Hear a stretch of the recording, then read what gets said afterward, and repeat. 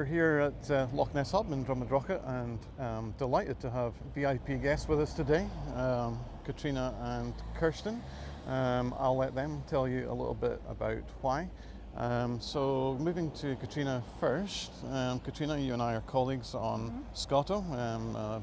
We're director, but for our viewers, maybe just tell us a little bit about what you've been doing in the past. I know you've been wandering around the country in your bus pass and things, so maybe for our viewers a little bit about that. Sure. So my name's Catriona Waddington and I live in Unst, which is the most northerly island in the UK. It's part of the Shetland Islands.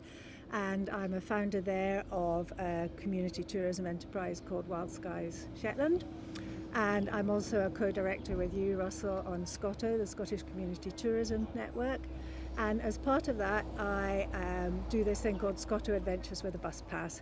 So I'm lucky enough and old enough to have a bus pass. And I've been travelling around Scotland with buses, which are free for me, and visiting community tourism enterprises. So today is one of those days where we've taken the bus from where we're staying in Murray. We've come over here, we've been to Dundragon Rewilding Centre, and now we're lucky enough to be here. For our viewers, if they are thinking of travelling around Scotland by bus, how you found it, top tips and tricks? First of all, it's so much easier than you think. And the bus service is actually so much better. You know, everybody moans and groans about the bus service, but it is fantastic. The top tricks are use Travelline Scotland. Just do your research properly, because if you miss a bus, that's a bit of a disaster. You can go almost anywhere. There are request stops. There are lovely drivers who will put you right about where to get off. It is much easier and pleasanter than I thought. You've obviously come quite far from Munts, but not quite as far as Kirsten.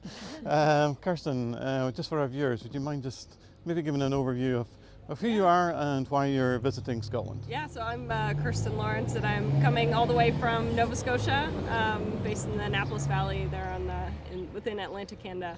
And I work with a team called the Purposeful Group, and we're a social enterprise training and consulting kind of ecosystem support for the social impact sector, focusing largely on rural communities within Atlantic Canada. So we're working on lots of projects related to things like social finance, community-owned projects, and now I'm here trying to learn about what's happening here in the community-led tourism space, and really hoping to bring back some insights to Atlantic Canada. And there's so many connections between Scotland and Nova Scotia that there's just a lot of natural opportunity, I think, and to learn from each other on both sides. So it's been an awesome trip so far. Today has been wonderful. We visited Dundragon Rewilding Centre earlier today, and I've been in Calendar at their youth project and social enterprise hostel there. So seeing a lot of really cool projects. So I have learned lots so far. And how do you think it compares then? Because obviously Scotland is very lucky in the sense that we've had some backing from Scottish Government. They've got their legislation there that allows for community asset transfers. Moving around the country, doing that comparison, I realise parts of Nova Scotia are probably more Scottish than Scotland, but looking at it from your set of eyes, how have you found it in Scotland going across the country? I think there's definitely some kind of cultural and mindset things around strong passion and volunteerism that is just really special and unique about this place. But then also I'm seeing a lot about kind of the systems and infrastructure and the policy that has been able to been put in place over some time. And new concepts to me on the kind of community land trusts and the community asset transfer.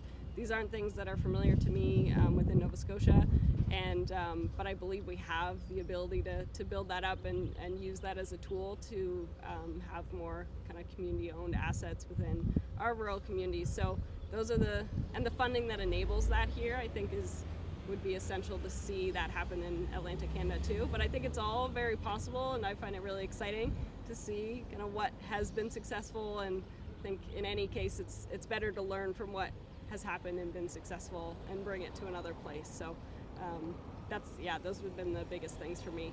Great. Well, I know from speaking to all our various Scotto colleagues, we're very keen to go across there and see what you guys are up to. So looking forward to that. But ladies, here in the sunshine on the shores of Loch Ness, thank you for coming to visit us, and we hope that you'll be able to come back again soon. Yes, thank you so much.